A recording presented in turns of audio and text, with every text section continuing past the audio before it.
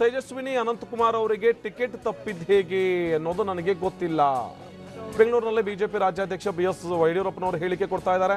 ಯಾವ ಕಾರಣಕ್ಕಾಗಿ ತೇಜಸ್ವಿನಿ ಅನಂತಕುಮಾರ್ ಅವರಿಗೆ ಟಿಕೆಟ್ ಕೈ ತಪ್ಪಿತು ಅನ್ನುವಂಥ ವಿಚಾರ ನನಗೆ ಗೊತ್ತಿಲ್ಲ. ಆದರೆ ರಾಜ್ಯದ ಘಟಕದಿಂದ ಅವರೊಬ್ಬರ ಹೆಸರನ್ನ ಮಾತ್ರ ಶಿಫಾರಸು ಮಾಡಲಾಗಿತ್ತು, ಅವರೊಬ್ಬರ ಹೆಸರನ್ನ ಮಾತ್ರ ಕಳುಹಿಸಿಕೊಡಲಾಗಿತ್ತು.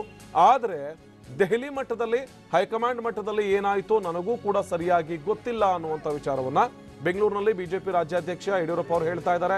ತೇಜಸ್ವಿನಿ ಅನಂತಕುಮಾರ್ ಅವರಿಗೆ ಯಾಕೆ ಟಿಕೆಟ್ ಕೈ ತಪ್ಪಿತು, ಟಿಕೆಟ್ ಕೈ ತಪ್ಪೋದಕ್ಕೆ ಕಾರಣ ಏನು? ಯಾಕಂದ್ರೆ ಬಿಜೆಪಿ ರಾಜ್ಯ ಘಟಕದಿಂದ ಶಿಫಾರಸು ಮಾಡಿದಂತಹ ಒಂದೇ ಒಂದು ಹೆಸರು ಅಂದ್ರೆ ಅದು ತೇಜಸ್ವಿನಿ ಅನಂತಕುಮಾರ್ ಅವರ ಹೆಸರು. ಅದೊಂದೇ ಹೆಸರನ್ನ ಶಿಫಾರಸನ್ನ ಮಾಡಿ ನಾವು ಕಳಿಸ್ಕೊಟ್ಟಿದ್ವಿ. ಆದ್ರೆ ದೆಹಲಿ ಮಟ್ಟದಲ್ಲಿ ಏನಾಗಿದೆಯೋ ಗೊತ್ತಿಲ್ಲ, ನನಗೂ ಕೂಡ ಸರಿಯಾಗಿ ಗೊತ್ತಿಲ್ಲ ಯಾವ ಕಾರಣಕ್ಕಾಗಿ ಟಿಕೆಟ್ ಕೈ ತಪ್ಪಿದೆ ಅಂತ. ಇವತ್ತು ಬೆಂಗಳೂರಿನಲ್ಲಿ ಮಾತನಾಡಿದಂತಹ ಬಿಜೆಪಿ ರಾಜ್ಯಾಧ್ಯಕ್ಷ ಯಡಿಯೂರಪ್ಪ ಅವರು ಹೇಳ್ತಾ ಇರುವಂತಹ ಮಾತಿದು. ಯಾಕೆ ಟಿಕೆಟ್ ಕೈ ತಪ್ಪಿತು, ಏನ್ ವಿಚಾರಕ್ಕೆ ಕೈ ತಪ್ಪಿತು ಅದು ಕೂಡ ನನಗೆ ಸರಿಯಾಗಿ ಗೊತ್ತಿಲ್ಲ. ದೆಹಲಿ ಮಟ್ಟದಲ್ಲಿ ಏನಾಗಿದೆಯೋ ಏನೋ ಆ ವಿಚಾರಕ್ಕೆ ಸಂಬಂಧಪಟ್ಟ ಹಾಗೆ ನನಗೆ ಯಾವುದೇ ರೀತಿಯಾದಂಥ ಮಾಹಿತಿ ಇಲ್ಲ, ಸರಿಯಾದಂಥ ಮಾಹಿತಿ ಇಲ್ಲ ಅಂತಾನೆ ಇವತ್ತು ಯಡಿಯೂರಪ್ಪ ಮಾತನಾಡಿದ್ರು. ತೇಜಸ್ವಿನಿ ಅನಂತಕುಮಾರ್ ಅವರಿಗೆ ಟಿಕೆಟ್ ಕೊಡಬೇಕು, ಅವರ ಹೆಸರನ್ನ ಮಾತ್ರ ಕಳಿಸಿ ಅಥವಾ ಅವರ ಹೆಸರನ್ನ ಕಳಿಸಿ ಅನ್ನುವಂಥ ಮಾತಿತ್ತು. ಇತ್ತ ರಾಜ್ಯ ಬಿಜೆಪಿ ಘಟಕ ಕೂಡ ಅವರೊಬ್ಬರ ಹೆಸರನ್ನೇ ಹೈಕಮಾಂಡ್ಗೂ ಕಳಿಸಿಕೊಟ್ಟಿತ್ತು. ಆದರೆ ತೇಜಸ್ವಿನಿ ಅವರ ಬದಲಾಗಿ ಈಗ ತೇಜಸ್ವಿ ಸೂರ್ಯ ಅಲ್ಲಿ ಅಭ್ಯರ್ಥಿ ಆಗ್ತಾ ಇದ್ದಾರೆ. ಆ ಮೂಲಕ ಬೆಂಗಳೂರು ದಕ್ಷಿಣ ಲೋಕಸಭಾ ಕ್ಷೇತ್ರದ ಅಭ್ಯರ್ಥಿಯಾಗಿ, ಬಿಜೆಪಿ ಅಭ್ಯರ್ಥಿಯಾಗಿ ಉಮೇದುವಾರಿಕೆ ಸಲ್ಲಿಸೋದಕ್ಕೆ ಒಂದಷ್ಟು ಸಿದ್ಧತೆಗಳನ್ನು ಮಾಡಿಕೊಳ್ತಾ ಇದ್ದಾರೆ. ಇನ್ನೊಂದು ಕಡೆ ತೇಜಸ್ವಿನಿ ಅನಂತಕುಮಾರ್ ಅವರಿಗೆ ಯಾಕೆ ಟಿಕೆಟ್ ಕೈ ತಪ್ಪಿತು ಅನ್ನೋ ವಿಚಾರ ನನಗೂ ಕೂಡ ಗೊತ್ತಿಲ್ಲ. ಯಾಕಂದರೆ ಶಿಫಾರಸು ಮಾಡಿ ಕಳಿಸಿದ್ದು ನಾವು ಒಂದೇ ಹೆಸರನ್ನ. ಆದರೆ ದೆಹಲಿ ಮಟ್ಟದಲ್ಲಿ ಏನಾಯಿತು, ದೆಹಲಿ ಮಟ್ಟದಲ್ಲಿ ಅದು ಏನೇನು ನಡೀತು, ಅವ್ಯಾವ ವಿಚಾರವೂ ಕೂಡ ನನಗೆ ಸ್ಪಷ್ಟವಾಗಿ ಗೊತ್ತಿಲ್ಲ ಅಂತ ಹೇಳಿ ಬಿಜೆಪಿ ರಾಜ್ಯಾಧ್ಯಕ್ಷ ಯಡಿಯೂರಪ್ಪನವರು ಮಾತನಾಡಿದ್ದಾರೆ. ಇವತ್ತು ತೇಜಸ್ವಿ ಸೂರ್ಯ ಅವರು ಹೋಗಿದ್ರು, ಯಡಿಯೂರಪ್ಪ ಅವರನ್ನ ಭೇಟಿಯಾದ ಬಳಿಕ ಬಿ ಫಾರಂ ಅನ್ನು ಪಡೆದುಕೊಂಡ್ರು.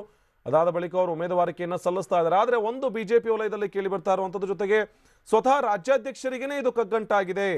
ಅಭ್ಯರ್ಥಿ ಆಯ್ಕೆ ಎನ್ನುವಂಥ ವಿಚಾರ ರಾಜ್ಯಾಧ್ಯಕ್ಷರಿಗೂ ಅಥವಾ ಇಲ್ಲಿರುವಂಥ ರಾಜ್ಯದ ಪ್ರಮುಖ ನಾಯಕರಿಗೂ ಮಾಹಿತಿ ಕೊಟ್ಟಿರ್ತಾರೆ, ಅಥವಾ ಯಾರನ್ನ ಅಭ್ಯರ್ಥಿಯಾಗಿ ಕಣಕ್ಕಿಳಿಸಿದ್ರೆ ಒಳ್ಳೆಯದು ಅನ್ನುವಂಥ ಚರ್ಚೆ ಕೂಡ ನಡೆದಿರುತ್ತೆ. ಇಂಥ ಹೊತ್ತಲ್ಲಿ ಯಡಿಯೂರಪ್ಪ ಅವರು ಕೊಟ್ಟಿರುವಂಥ ಹೇಳಿಕೆಯು ಕೂಡ ಒಂದು ಅಚ್ಚರಿಯೇ.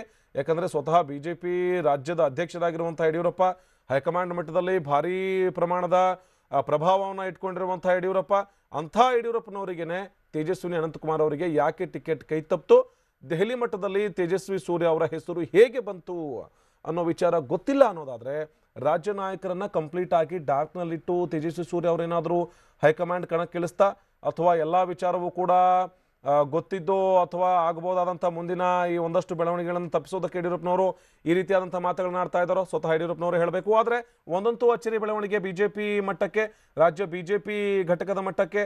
ಯಾಕಂದರೆ ತೇಜಸ್ವಿನಿ ಅನಂತಕುಮಾರ್ ಅವರೇ ಅಭ್ಯರ್ಥಿ ಆಗ್ತಾರೆ ಅಂತ ಕಾಯ್ತಾ ಇದ್ದಂಥ ಒಂದಷ್ಟು ಜನ, ಒಂದಷ್ಟು ಬಿಜೆಪಿ ನಾಯಕರು ತುಂಬ ಕಾನ್ಫಿಡೆಂಟ್ ಆಗಿ ಹೇಳ್ತಾ ಇದ್ರು, ಇಲ್ಲ ಅವ್ರನ್ನ ಬಿಟ್ಟರೆ ಇನ್ಯಾರಿದ್ದಾರೆ, ತೇಜಸ್ವಿನಿ ಅನಂತಕುಮಾರ್ ಅವರನ್ನೇ ನಾವು ಅಭ್ಯರ್ಥಿ ಮಾಡ್ತೀವಿ ಎನ್ನುವಂಥ ಮಾತುಗಳು ಕೇಳಿ ಬರ್ತಾ ಇತ್ತು.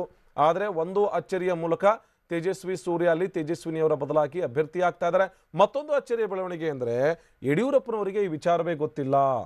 ತೇಜಸ್ವಿ ಸೂರ್ಯ ಅವರನ್ನ ಬೆಂಗಳೂರು ದಕ್ಷಿಣದಂಥ ದೊಡ್ಡ ಕ್ಷೇತ್ರ, ಜೊತೆಗೆ ಬಿಜೆಪಿಯ ಭದ್ರಕೋಟೆ, ಅಲ್ಲಿ ಬಿಜೆಪಿ ಗೆದ್ದಿರುವಂಥ ಉದಾಹರಣೆಗಳು ಸಾಕಷ್ಟಿದೆ, ಸತತವಾಗಿ ಗೆದ್ದಿರುವಂಥ ಉದಾಹರಣೆ ಇದೆ. ಅಂಥ ಒಂದು ಕ್ಷೇತ್ರಕ್ಕೆ ಅಭ್ಯರ್ಥಿ ಆಯ್ಕೆ ವಿಚಾರದಲ್ಲಿ ಯಡಿಯೂರಪ್ಪನವರನ್ನೇ ಕಡೆಗಣಿಸಲಾಯ್ತಾ, ಅಥವಾ ಯಡಿಯೂರಪ್ಪನವ್ರಿಗೂ ಕೂಡ ಗೊತ್ತಿಲ್ಲದೇನೆ ತೇಜಸ್ವಿ ಸೂರ್ಯ ಅವರನ್ನ ಅಲ್ಲಿ ಅಭ್ಯರ್ಥಿ ಮಾಡಲಾಯ್ತಾ ಅಂತ